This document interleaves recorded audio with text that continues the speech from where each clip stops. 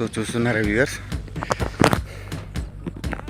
So ఈరోజు వచ్చేసి నేను చేపల కోసమని చెరువు కట్టకు వచ్చిన. సో ఈ చెరువు కట్ట చూడండి బ్రదర్, చెరువు కట్ట కాడికి వచ్చేసి చేపలు తీసుకోవడం చాలా థ్రిల్లింగ్ తోటి ఉంటుంది, ఎందుకంటే బతికిన చేపలు కదా, అందుకోసమని. సో ఇది మాకు తెలిసినటువంటి బాలరాజు వల్ల ఫ్యామిలీకి సంబంధించినటువంటి ఒక చుట్టంకి సంబంధించినటువంటి చెరువు కట్ట అండి. నేను ఇగో చూడండి, ఈ జంగల్లో కొన్ని అడ్వెంచర్స్ చేయాల్సి వస్తుంది. ఇగో చిన్నప్పుడు మనం చూస్తున్నాం కదా, ఇగో ఈ చెట్టు, మన ఈ చెట్టు కాయలు తినడము, పండిన తర్వాత తింటాం కదా చిన్నప్పుడు. సో అలాంటి చెట్టు అన్నట్టు ఇది. 1 సెకండ్ నేను ఫోటో, ఇగో చూడండి. సో అక్కడ ఒకటి తినేటి అటువంటి తీసుకున్నాము. ఇక్కడ పడుతున్నారు చేపలు, వల వేస్తున్నారు అన్నట్టు. ఇప్పుడే వల వేసిన తర్వాత కొద్దిసేపు తర్వాత చేపలు పట్టడం జరుగుతుంది అన్నట్టు. చూస్తున్నారు ఎంత ఆహ్లాదకరమైన పచ్చటి వాతావరణం చూస్తున్నారా. ఈ పచ్చటి వాతావరణంలో మనము ఈరోజు వాళ్ళు చేపలు పడితే మనం చేపలు తీసుకొని పోయి ఫిష్ కర్రీ చేసుకొని, చేపల పులుసు, చేపల ఫ్రై చేసుకొని తినడం జరుగుతుంది. సో చూస్తున్నటువంటి ఇప్పుడున్న వెదరు 5:30 అవుతుందండి ఈవినింగ్. సో పైన మబ్బులే, అన్ని మబ్బులే, అంటే ఆకాశం నీలంగా కనబడట్లేదు. ఒక ఇద్దరు మత్స్యకారులు మాత్రం పని చేయడం జరుగుతున్నది.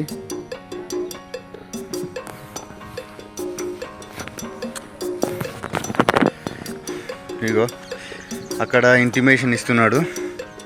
ఇగో అక్కడ ఉన్నటువంటి ఒక మత్స్యకారి వల వేస్తున్నాడు, చూస్తున్నారు కదా. ఇప్పుడు ఈ వల అనే ప్రోగ్రాము మొత్తం అక్కడి వరకు ఆడ కనిపిస్తుంది కదా, కోస్తా వరకు ఈ వల వేసుకుంటూ ఆ తర్వాత వల తీస్తే చేపలు పడతాయి. ఇప్పుడే వల వేస్తున్నారు అన్నట్టు, ఒక 10-20 నిమిషాల నుంచి వెళ్ళి.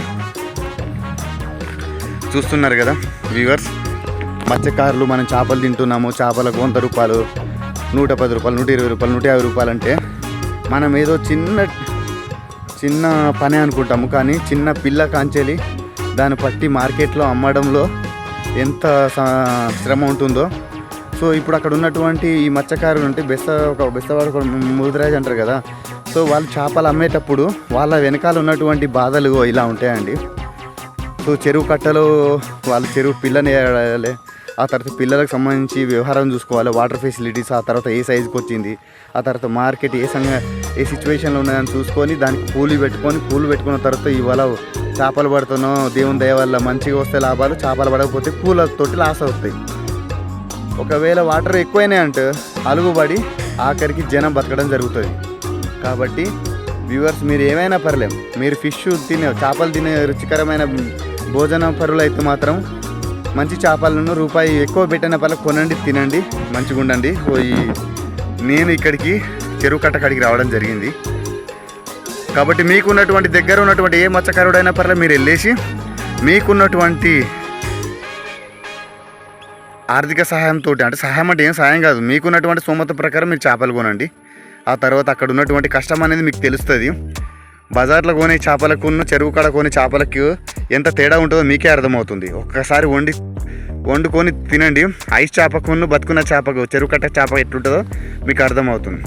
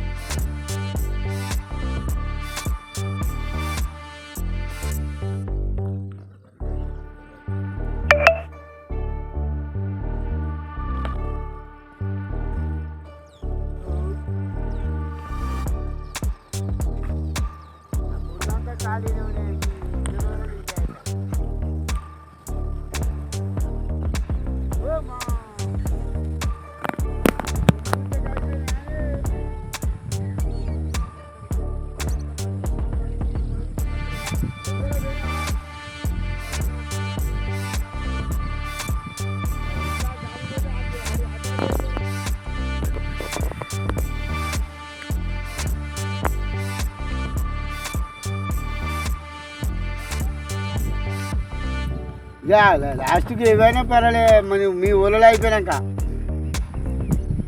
బాబాయ్ లాస్ట్కు ఏవైనా పర్వాలేదు ఉత్తరాగా పోడు కదా ఆయన.